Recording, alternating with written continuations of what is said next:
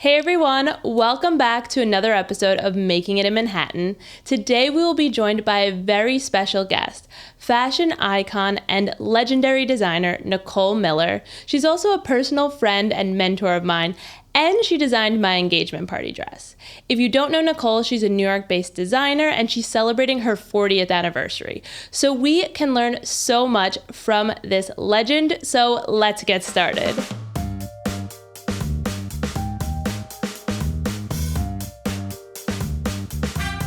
So I'm here with the one and only Nicole Miller. Thank you so much for joining us today. Yeah, I'm happy to be here. I'm so excited to have you on Making It in Manhattan and to just chat all about your career and how you started in the fashion industry and got to where you are now. So I'm going to kick it off. My first question is, when did you first realize you wanted to pursue a career as a fashion designer? Well, my mother was from Paris, so I was always obsessed with fashion. And I had these beautiful pictures of my mother, like just really decked out like a model in Paris. She was really stunning. She had one of these great, crazy hairstyles. I've got to show you pictures sometime. Yes, yeah, she looked amazing. Love that.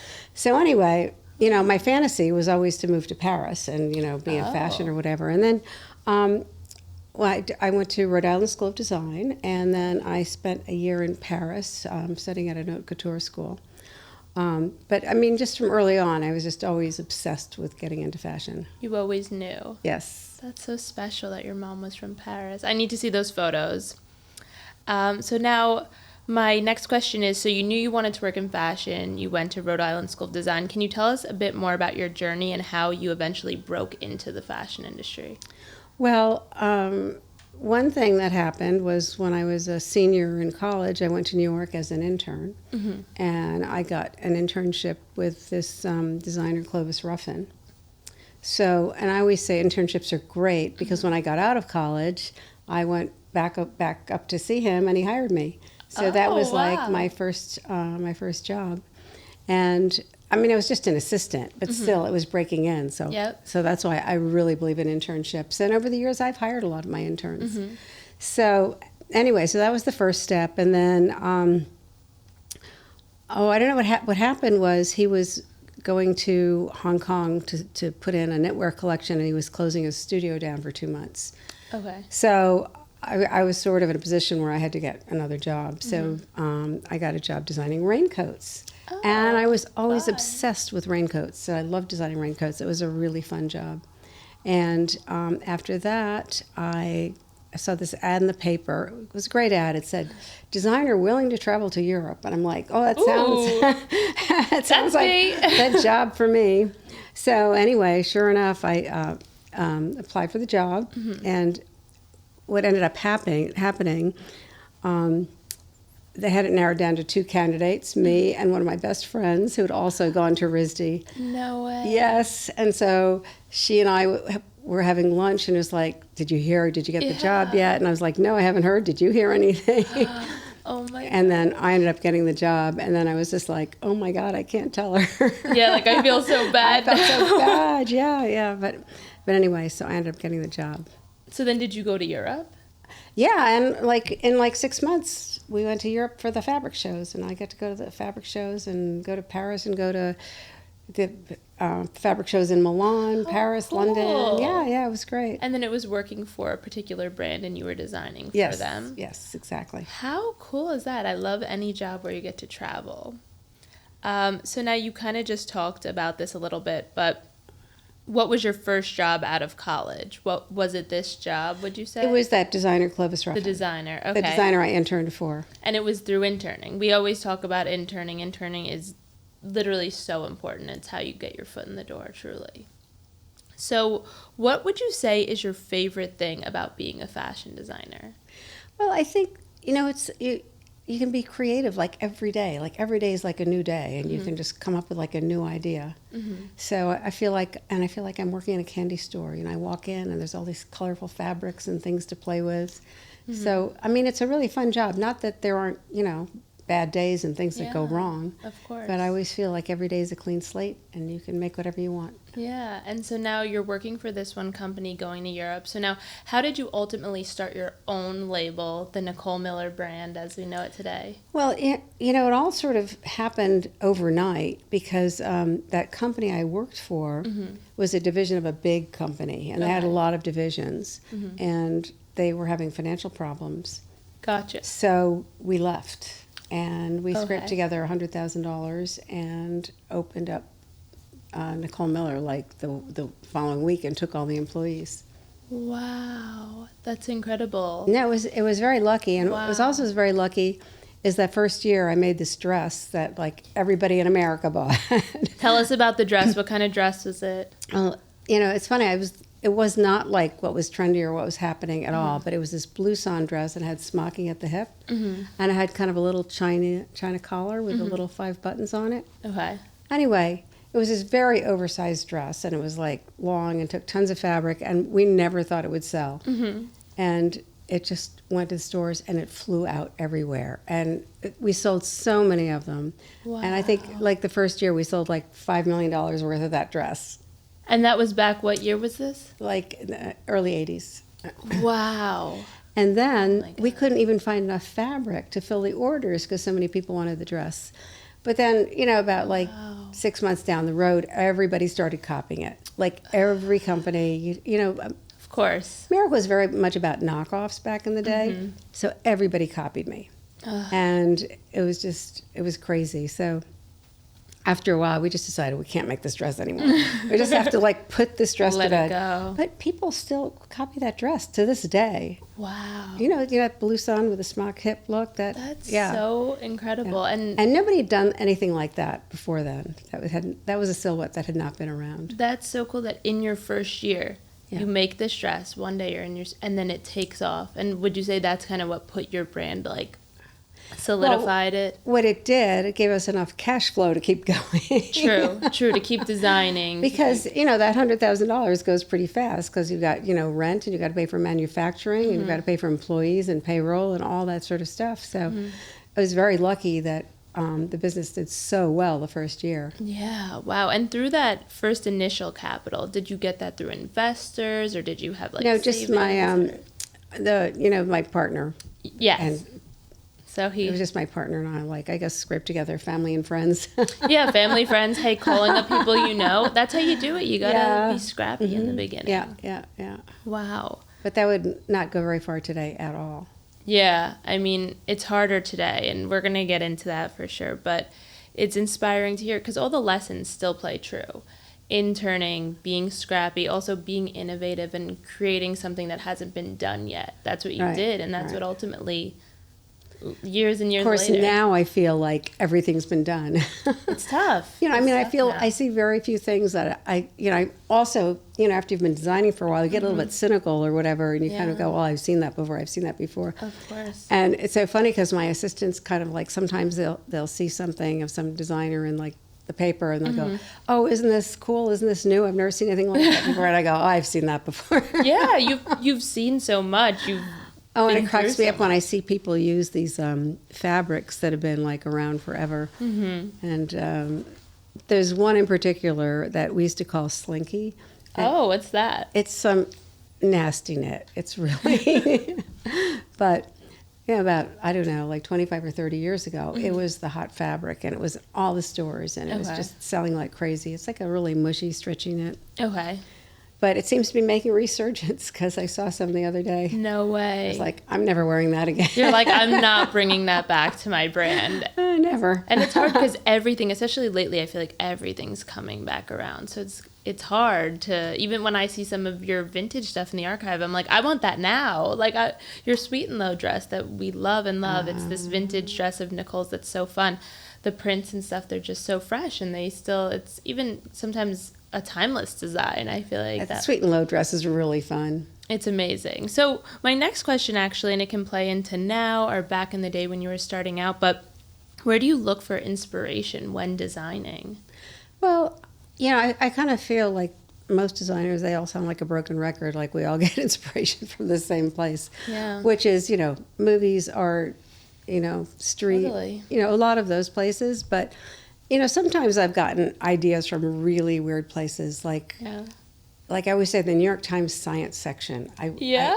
Sometimes I've gotten some like very like interesting. I mean, sometimes I like quirky ideas. Okay. So I've gotten some like really kind of quirky ideas from that, and then I don't know, like billboards. I've gotten ideas from billboards. So but cool. I mean, everybody watches old movies, and everybody goes and sees art and is inspired by, art, different artists. Of course. So I think a lot of times we're saying the same thing over and over again. Yeah.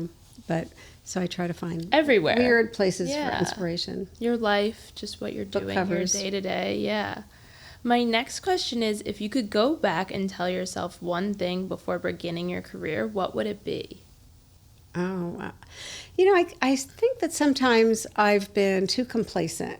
Okay. And I think the one thing, you've always got to be an advocate for yourself. You've got to be your own best advocate. And especially now with the social media and Instagram, you've just got to be a tireless self-promoter. It's true. And you can't just sit back and wait for people to come to you or be discovered. You just got to go after it yourself.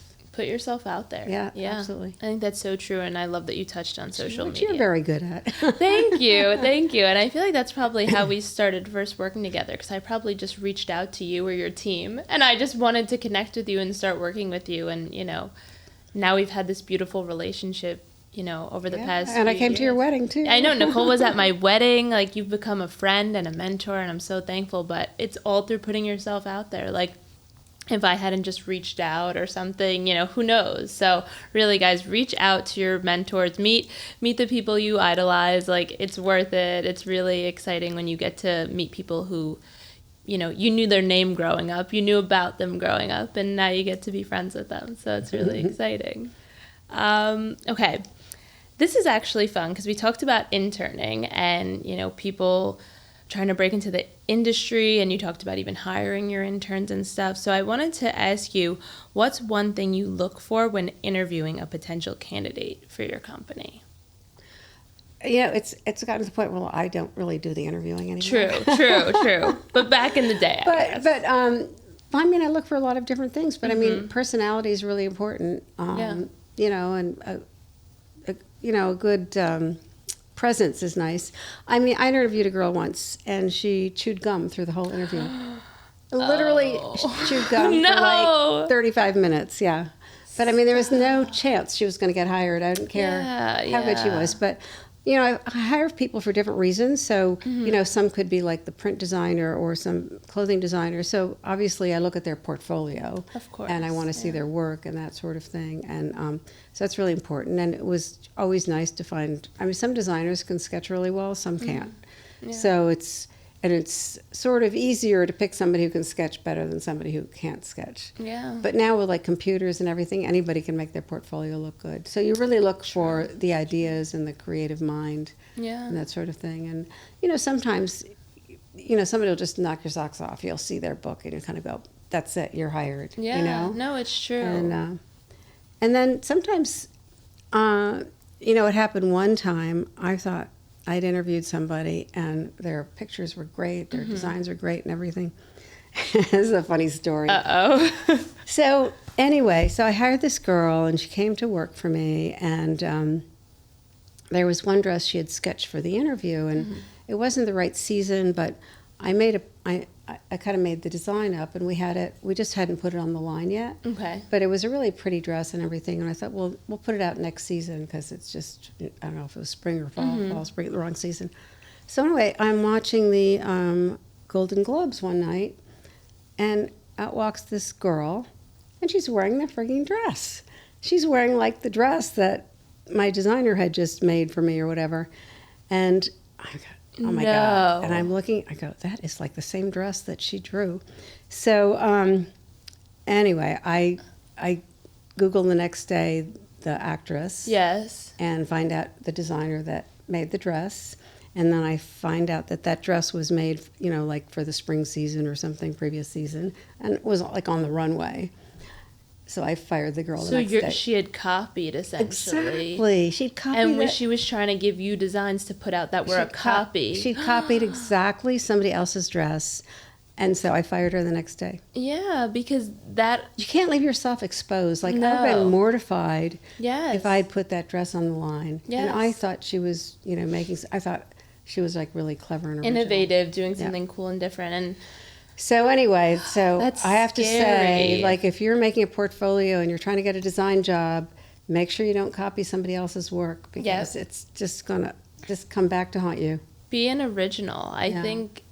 First of all, that's scary more than anything, because you have to put trust in your employees and in the it's people embarrassing. Yep. And you don't want to put something out there because it reflects on you and it reflects on your name. And Right. we want to, Nicole and even myself, I have a small team, but you want to hire people that are You originals can trust. and that you can trust and that you're going to give them a task and you don't have to second guess them or question anything. That is crazy, and that's so scary. So guys, if you're an aspiring designer, really try your best to be original, look for new and creative ideas out there, and do something different. Try to do something different. And it's harder and harder because everything's been done. Yeah. But this was kind of a unique design, and it was very distinctive. Yeah. So. No. Wow. And now jumping off of that and that topic of things have been done, everything's been done. So how is working in fashion today different from when you first started out? Well, when I started out, everything was made in the United States. Mm-hmm. So we had just very limited capabilities. And I just remember you could not make a dress that was on the bias. They just wouldn't allow it. And, every time I put like a button on a cuff or something, they'd say, oh, can't you put elastic instead of a button? Wow. Yeah, and it was still like the zippers they didn't have invisible zippers yet. So it was those old-fashioned zippers where, where the one's at the edge and one's the fold. Okay. Yeah, anyway, which I think looks kind of cool now. But bring it back. Yeah, I'll bring it back. But so anyway, but then the whole place got more global, and everybody started making things in China and India, and you could get embroidery done, and you could get beading done, and you could get silk done. So, it just made all our clothes like just better quality and better as time went on. So there's so many more things you can do now than you could then. More opportunity. Yeah. And how do you feel like social media obviously wasn't around when you started? I was just talking about like the design part of it. Course. But everybody's a star now. It's crazy. But the other thing is, I always said that, like when I was designing, when I started out, I was really only competing with other designers. Mm-hmm. And now I'm competing with social media stars, and every actor has a clothing line, and every singer or musician has a clothing line, and every socialite has a social, everybody's slapping their name on everything. Yep. So I just always find it weird that customers want to buy things like that are just, but a brand, but the person didn't design it or have anything to do with it. It's hard, there's so much out there now, and I think it's easy to get overwhelmed and to not look at quality anymore, and to not look at design and to pay attention or value, trying to wear something unique and different. So I think it's so hard nowadays if you're an aspiring designer to stand out from the crowd, because now an aspiring designer, like you said, they're also in competition with celebrities and social media stars and everything. So it's really a hard industry, but I think it's still possible, but it's definitely different than when, you started out. But I think the industry is always changing and evolving, and who knows, we might go back in time and it might get really, really important to just be a designer, to really focus on your craft and to be sustainable and all of that. Well, I feel bad for the designers coming out of design school today and entering the industry, because, of course everybody puts in their time maybe working for somebody else, or some do, but I feel like a lot of them are going to be in the back rooms designing, True. some celebrity brand. True. It's interesting. I guess we'll see where it all goes. Yeah. So my next question is, and now we're kind of, I love how we're going from question to question. They all kind of make sense. So they all work together. So the next question is, what advice would you give to aspiring fashion designers today? Well, I think you have to, I think it doesn't help to have like a broad range of talents to be able to do different things, to be able to promote yourself. But, I always say, like, these singers can be designers, but the designers can't really go out and sing for the most part. True.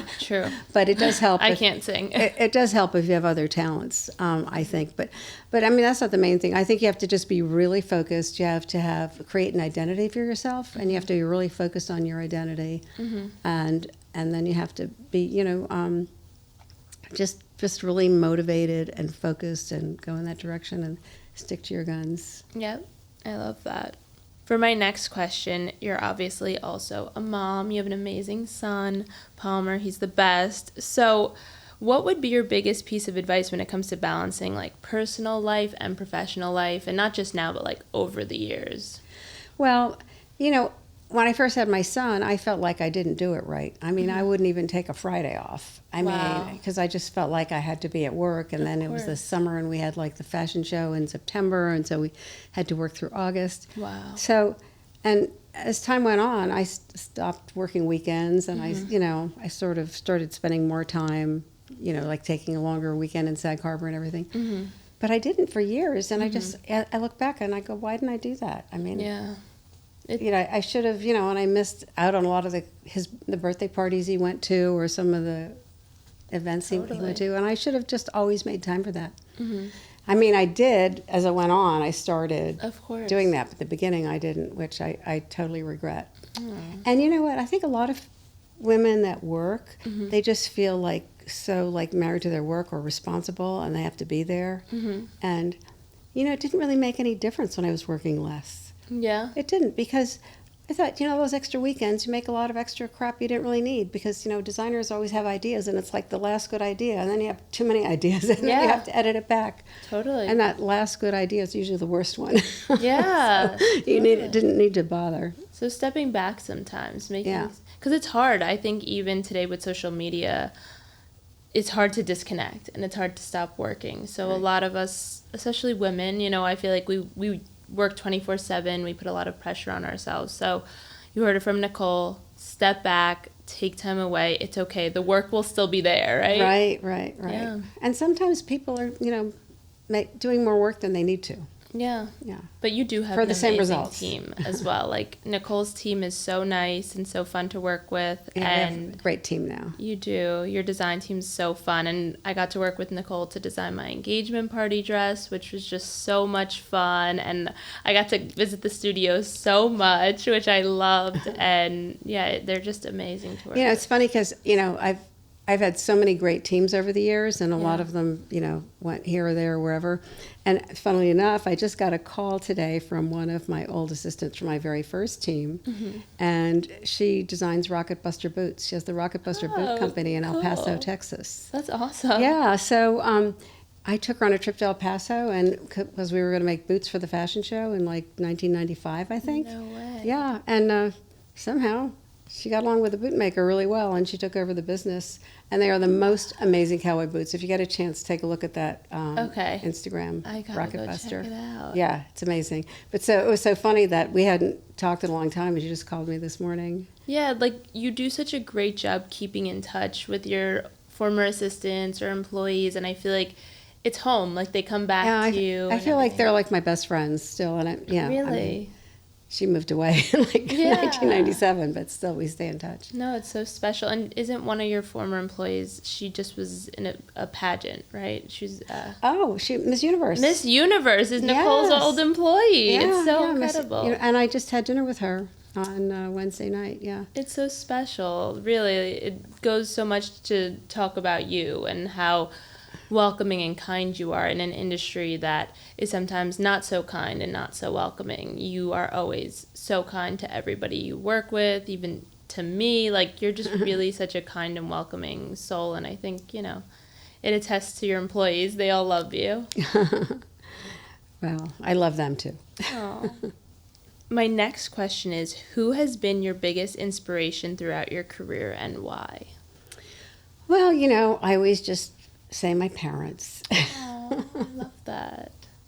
Well, no, it's interesting because my mother, was French, so I had all her fashion inspiration. So, and then I, spent a year in Paris too. So nice. I used to be a big fan of Pierre Cardin. Yeah. And so it's not somebody like, I think everybody else has a different favorite designer, but I always used to be obsessed with him and all that. I always loved the 60s, so Yeah. I thought it was a great period of time in fashion. And then I always say my dad, too, because he just had that kind of engineering, mathematical mind, and I feel like my mind works very much that way, too. Yeah. And then did you grow up in New York, or where did you grow Massachusetts. up? Massachusetts. Awesome. And then you moved to New York, like, After school. Mm-hmm. Cool. And then did you have any, would you say, like, mentors throughout your career? People who maybe former bosses, or was it your partner who was maybe a mentor? Or? Well, I did learn a lot from him, Yeah. but he wasn't really a designer, you know. So True. I did learn a lot of things from him. Yeah. It was very funny. So now you've done so much. It's also your 40th anniversary, which is so exciting. So is there anything special that you're working on, or anything that we can look forward to? Yeah, actually, I've got a project that I think is really exciting right now. I went to the Modernism Week in Palm Springs. Oh, fun. In Palm Springs, and I stayed at this incredible house, this pink house. And we So did this fun. like 1960s photo shoot, and we toured all the homes and everything. Love So I was very inspired, and I came back, and I'm doing this whole collection based on, my inspiration from being in Palm Springs. And it's going to be all very expensive. Okay. So it's all going to be like $1,000 dresses, and they're all like, beaded, and really, they're amazing looking. I cannot wait to see these. You're going to love them. excited. Oh my God, there's a pair of pants you are going to die for. I cannot Yeah, wait. absolutely. You're going to love those so much. But anyway, the first group just came in, and they just showed up. I'm going to send you a picture of those pants. Just text me on Monday. photos. Yeah, I cannot wait to see. Do you know when about they might come out? No, I mean, they're going to be all custom made. All custom made. Yeah. Oh my gosh. I cannot wait to see it. And available on your website? Yeah. Uh-huh. Okay. Yeah. Okay. Yeah, they're all going to be like 4-week delivery, but Amazing. I'm sure we can find some for you to wear. Okay. I will swing by the office. I can't wait. I'll be your fit model anytime. I'll try on. That sounds so fun. But the pants you're going to love. I can't wait. I can't wait to see everything. We always have so much fun when I come and go in the archive. It's always a good time. I love it. Great. I cannot wait to see that. I'm so excited.